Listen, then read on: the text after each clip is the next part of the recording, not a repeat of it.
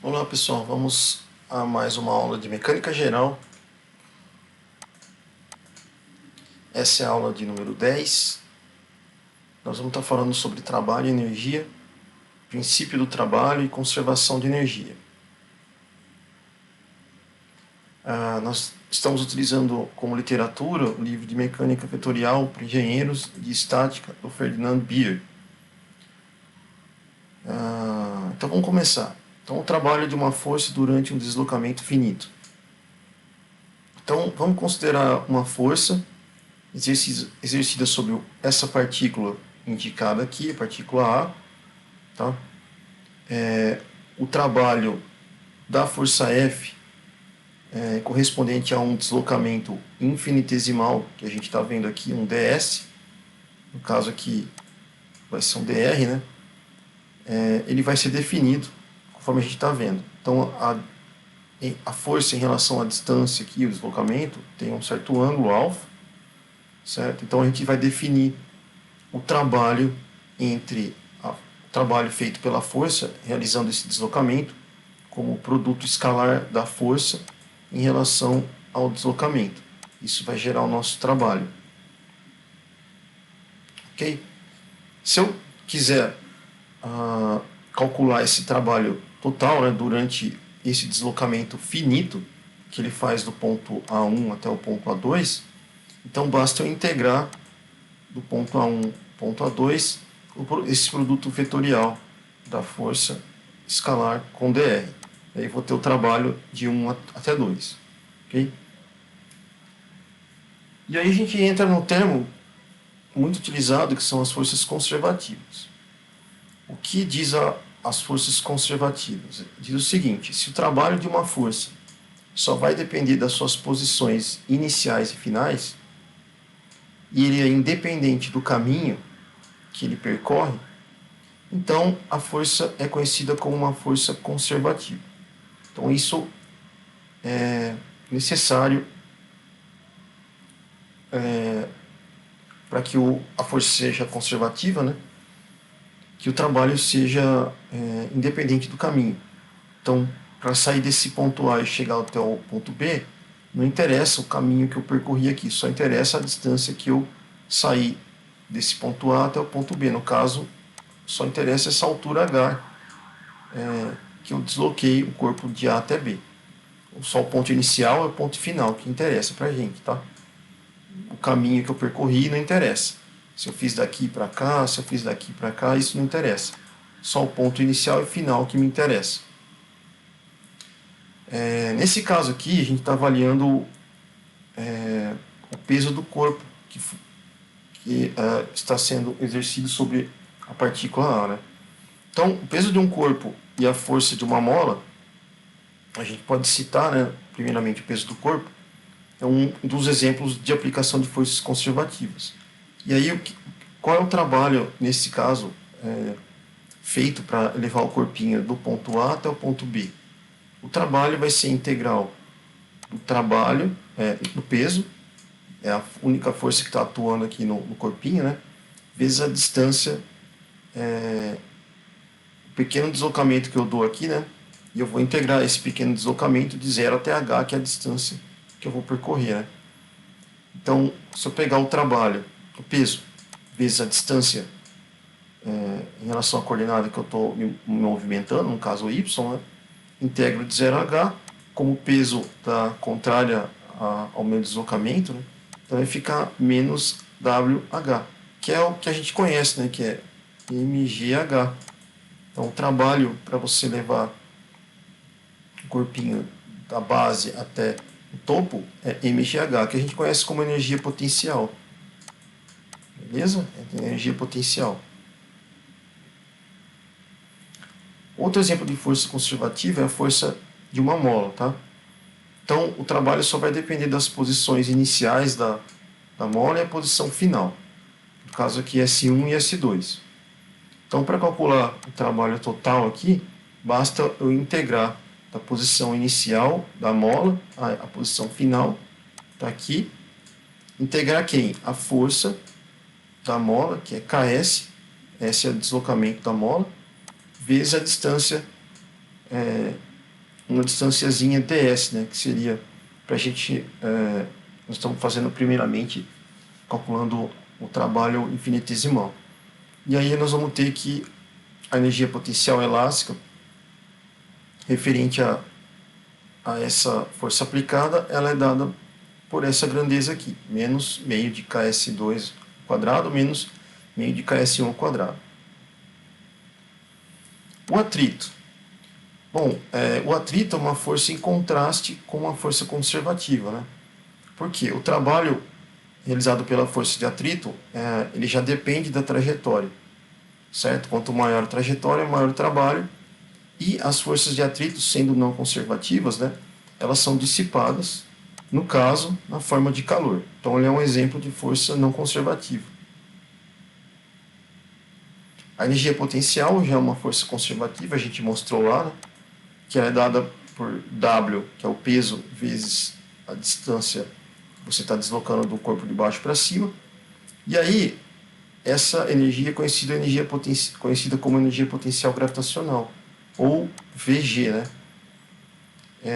Ela vai ser mais, né, se a minha referência estiver aqui embaixo, por exemplo, é zero, e aí eu, em relação ao Y, eu estou na mesma direção, no mesmo sentido, né, positivo, então ela vai ficar mais aqui.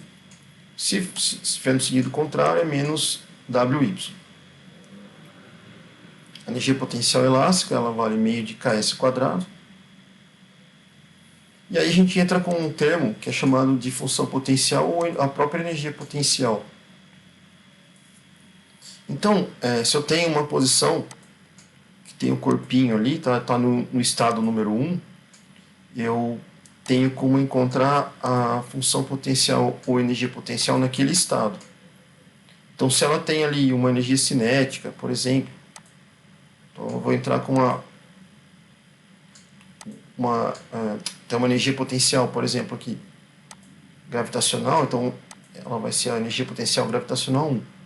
Se ela tem uma energia potencial elástica, então a energia potencial elástica 1. E assim por diante, vou somando as energias potenciais. Aí quando eu saio do ponto 1 e vou para o ponto 2, tem um outro estado. Daqui eu vou chegar num ponto que tem uma função potencial, uma energia potencial 2, que vai ter uma energia potencial gravitacional 2, mais uma energia potencial elástica 2, mais etc, etc, etc. Então são estados diferentes, certo? Agora, se eu tenho um sistema de blocos rígidos, estão todos conectados, não tem atrito, e ele tem um único grau de liberdade.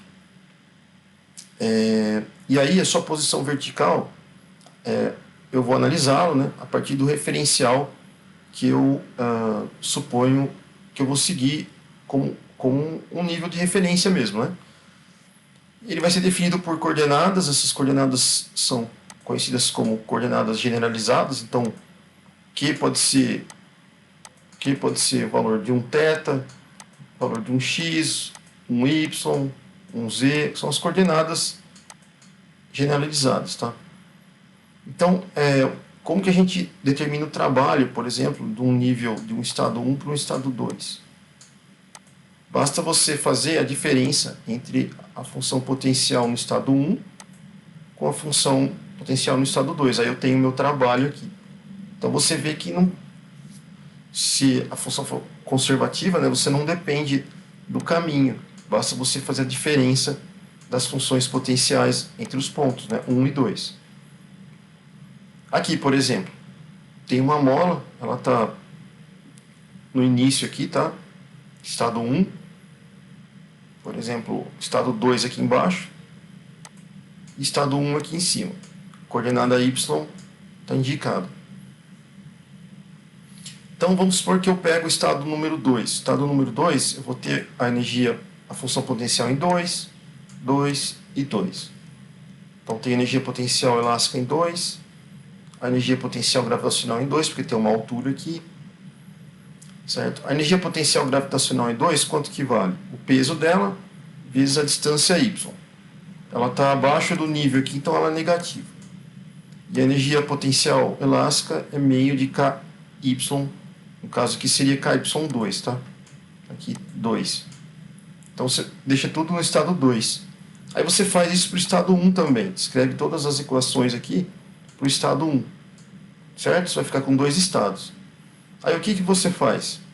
Para calcular o trabalho do estado 1 para o estado 2, você escreve o 1 de 1 a 2, né? Aí você vem com a função potencial em 1 e em 2. E substitui os valores, ó. Então, para o estado 1, o que você tem? Você tem isso aqui no estado 1, mais KY no estado 1. Está aqui, ó. 1, estado 1. Para o estado 2, essa parte aqui. E para o estado 2, a potencial está aqui. Só que aqui ele já fatorou, tá, pessoal? Está fatorado os dois, por isso que está junto aí. Então, isso é o que a gente vai fazer nos exercícios.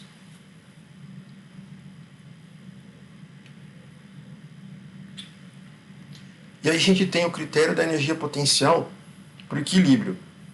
Então, se a gente tem um sistema de corpos livres, tá, conectados entre si, o sistema não tem atrito e ele está em equilíbrio. Então, a gente vai usar a primeira derivada para mostrar aqui a primeira derivada, nesse caso, dessa função potencial que a gente encontrou para esse sistema, vai valer zero. Tá?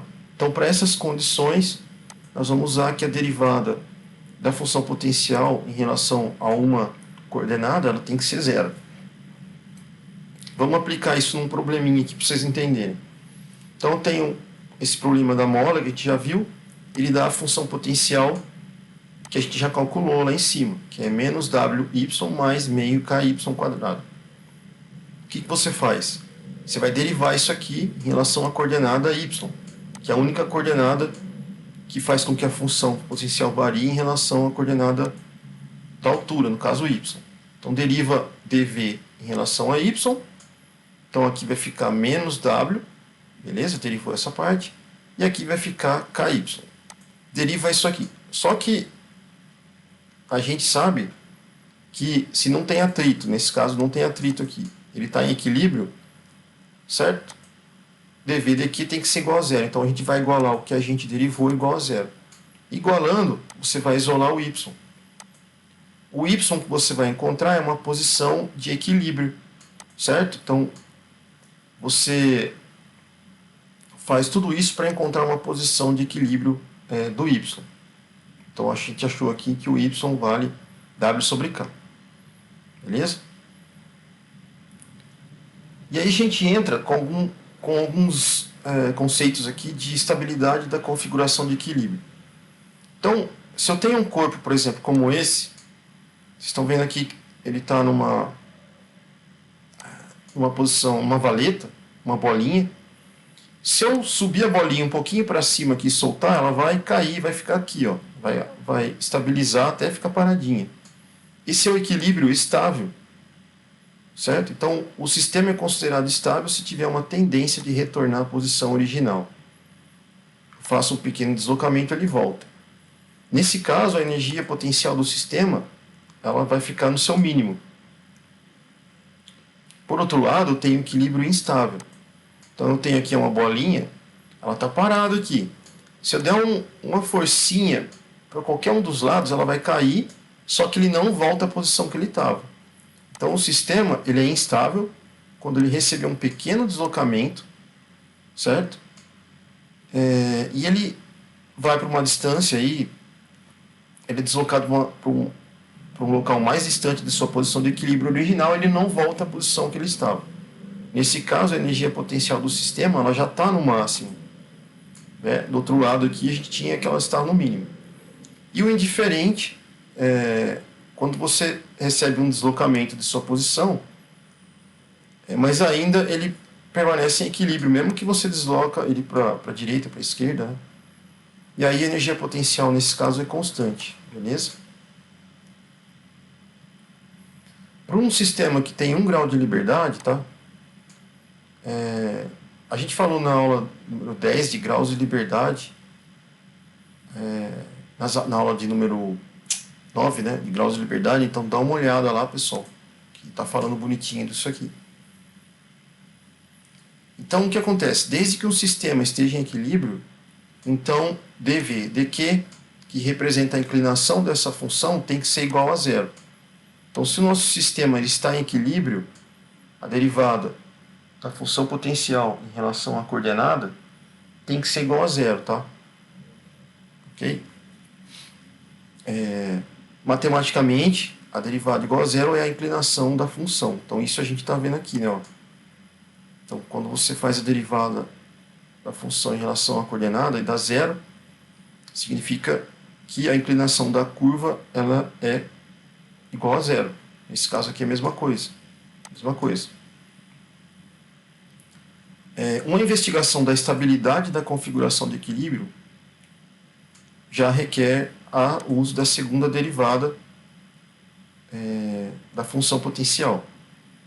Então, eu quero saber, por exemplo, se o sistema tem um mínimo ou um máximo de energia potencial.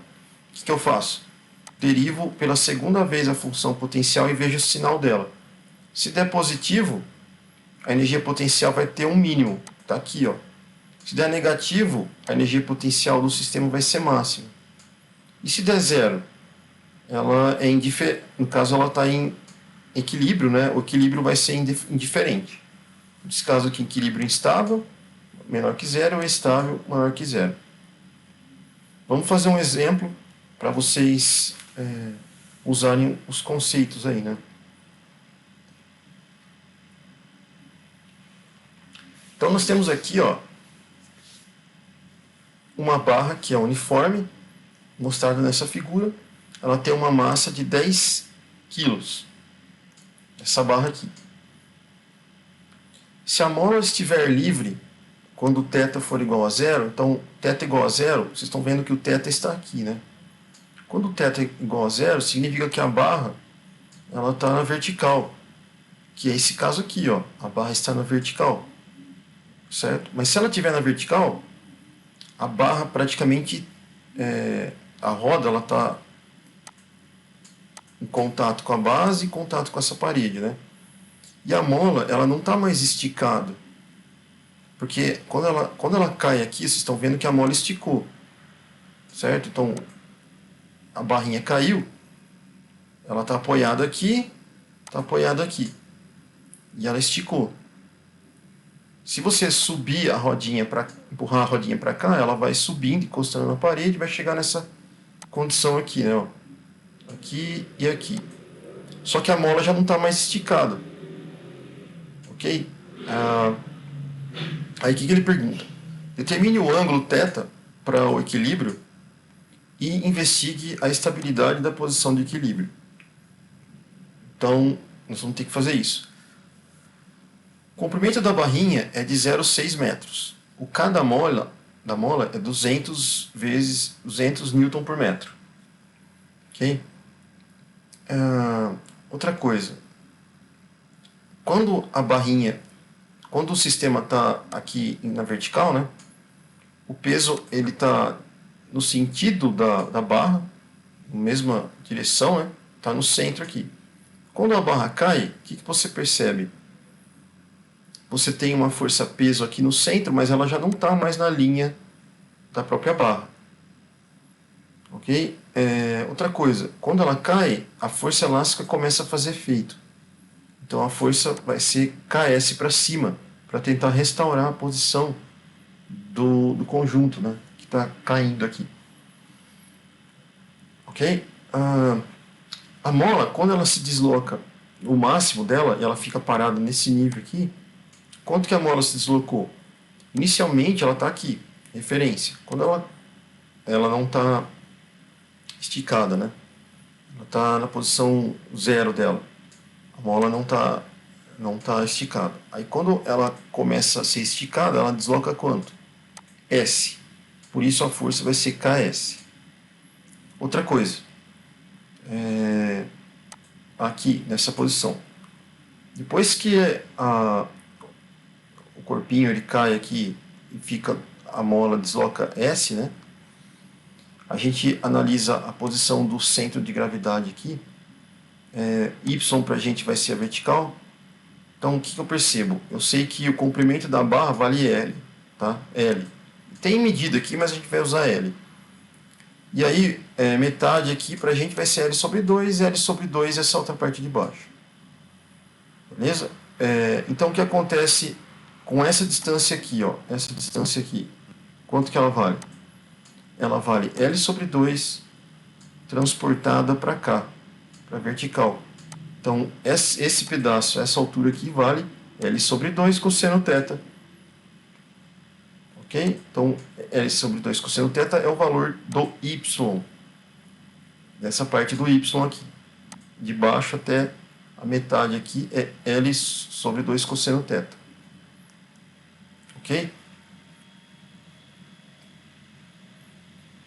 Vamos então escrever a função potencial. Então, na situação em que a barra está localizada na posição arbitrária θ, que é nesse caso aqui, no caso 2, né? Esse caso aqui, daqui para baixo, o ângulo já está em θ. Qual que é a função potencial? Tem energia potencial elástica aqui? Tem, porque a mola está esticada. Então está aqui, energia potencial elástica. Tenho energia potencial gravitacional? Tenho, porque o peso da minha barra, o peso da minha barra está em relação à minha referência, que é o aqui embaixo, né? Está a uma certa distância aqui, ó, tá vendo? Eu estou considerando o CG da minha barra como a localização do meu corpo rígido. Então, em relação à referência, aqui embaixo, vale Y. Então, ele está a uma certa altura, beleza? Então, está aqui a função potencial, a energia potencial dessa situação. Agora, eu substituo, né? O potencial elástico vale, a energia potencial vale meio de kS². E a energia potencial gravitacional mais WY. Alguns termos geométricos. Vamos verificar aqui. Então, essa parte da energia potencial eu vou guardar por enquanto. Vamos ver alguns termos geométricos. Bom, da referência, quando a rodinha está aqui embaixo, até lá em cima, quando a roda não saiu desse ponto, que a mola não está esticada, quanto vale essa altura total? Ele disse que vale L. Olha aqui, vale L. Certo? A partir do momento que a roda caiu S, então ela caiu S, então ela caiu até aqui, ó, certo? Caiu S. Quanto que vale esse pedaço? Esse pedaço vale esse tamanho da barra, que vale quanto? Quanto vale o tamanho da barra? Vale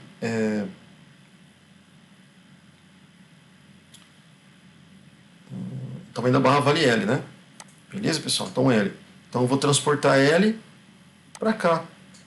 L cosseno θ é o tamanho que faltava. Então L cosseno θ aqui, ó. Certo? Só que o que eu faço? Né? Eu vou isolar o S aqui, ó. Vou passar esse daqui para o outro lado. Vai ficar dessa forma, L 1 menos cosseno θ. Esse YL sobre 2 cosseno θ é esse pedacinho aqui que a gente já sabe. Então tá aqui. Vou jogar o S aqui dentro e o Y aqui dentro. Opa, e o Y aqui dentro. Feito isso, vou chegar nessa equação. Então eu cheguei numa equação do potencial e a relação com o ângulo θ. Que a gente queria isso também, né?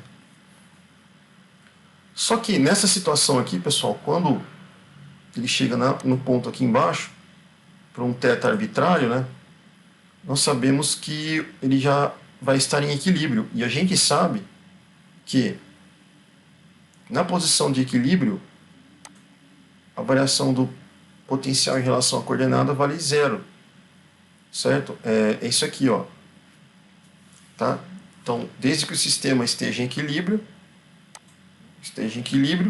então dV dQ tem que ser igual a zero. Então, é o que acontece aqui, ó. Então, se ele está em equilíbrio nessa posição, então eu vou derivar isso aqui em relação a θ, tem que ser zero. Então, dV dθ vai ter que ser igual a zero, porque já que ele já atingiu uma posição de equilíbrio, né? Então, eu vou derivar isso daqui, ó, certo? Derivando esses termos constantes saem, vou derivar só o cosseno, né? Então, derivada do cosseno vai dar seno, vai dar esse termo aqui, mais esse termo. Tudo tem que ser igual a zero, então eu vou fazer uma fatoração aqui, ó. Fatoro, chego nesse termo aqui. Chego num termo que é seno e num outro termo aqui. Se esse produto é zero, pessoal, ou o seno é zero, tá? No caso, o θ tem que ser igual a zero, é a posição inicial, que é isso daqui, ó. θ igual a zero, posição inicial. Mas isso não indica nada para mim por enquanto, certo? Então, o outro termo tem que ser zero. Se esse termo não for zero, então o outro termo é zero. Então, eu vou pegar esse termo e vou igualar a zero. E aí eu vou tirar o valor do cosseno de θ. Cosseno de θ, escolho o arco do cosseno, né? Que é o cosseno a menos 1. Então, nós determinamos o valor do θ. Cosseno a menos 1 vale 1 menos W, 2kL. Cosseno a menos 1, substituindo os valores de W, que é o peso. O K vale 200, o L vale 0,6, substitui tudo aqui. Cosseno a menos 1, isso daqui, o arco cosseno, é 53,8. Então, nós temos duas situações. A primeira situação é quando a barra está encostada aqui, o ângulo vale zero, θ igual a zero. E a outra situação, o θ está parado aqui, a barrinha está parada inclinada em relação à lateral da parede, né? Só que a mola está esticada ao máximo. Na primeira situação, em que ela está parada, ela está em equilíbrio. Só que ela está num equilíbrio que é um equilíbrio instável. Como que eu sei que é instável? É aí que entra a jogada do cálculo da derivada segunda. Então agora, depois de a gente terminar essa parte, achar os valores dos ângulos, tá? A gente vai calcular a derivada segunda. Nós vamos pegar esse resultado aqui, derivar mais uma vez. Então derivamos, separamos os termos, chegamos nesse valor. Tudo em função de θ. E aí eu vou fazer o seguinte, eu vou pegar os ângulos que eu achei, θ igual a 0,53, e vou substituir nos valores da derivada segunda. Então, derivada segunda, para θ igual a 0, significa o quê? Que a barra está em pé. Quando a barra está em pé, como tem uma roda aqui embaixo, por bom senso, você imagina que isso aqui não vai ficar muito parado muito tempo, não. Provavelmente ela vai rodar e vai cair. Então, o que você imagina? Que você está num equilíbrio, só que ele é instável. Mas como que eu faço para provar isso? Substituo todos os valores de cosseno, de θ, k, l aqui, e vou chegar no valor de uma derivada segunda que é negativa. Se ela é negativa, o equilíbrio... Se ela é negativa, o equilíbrio é instável. É como se tivesse uma bolinha aqui em cima. Se eu desse um empurrãozinho, ela caía e nunca mais voltava na posição dela. Então, ele é instável. Agora, e o outro ângulo que a gente achou? Em situação de equilíbrio, né? Então, substituo o cosseno de 53,8 e tal, faço a conta, vai dar positivo. O ângulo é positivo, a derivada segunda é positiva, significa que o equilíbrio é estável. Então, depois que ela caiu, ela não vai voltar mais à posição anterior, tá? Não tem como. Então, o equilíbrio dela é estável. Então, os problemas que a gente vai fazer dessa parte aqui, vou passar para vocês um problema para entregar na lista desse. E vocês vão ver que praticamente é isso. Você tem que achar a função potencial, uma relaçãozinha geométrica. Daí você vai derivar em relação a uma das coordenadas, igualar a zero. Calcular posição de ângulo ou posição x e y. E aí você deriva a segunda, faz a segunda derivada para achar se é equilíbrio estável ou instável. Então é uma receitinha de bolo que você tem que fazer. Certo? Então tá, a gente vai parar por aqui dessa aula. A próxima aula é a aula número 11. Certo? Então nós vamos falar de dinâmica de corpo rígido na segunda aula. E a gente finaliza por aqui, pessoal. Até mais. Bons estudos.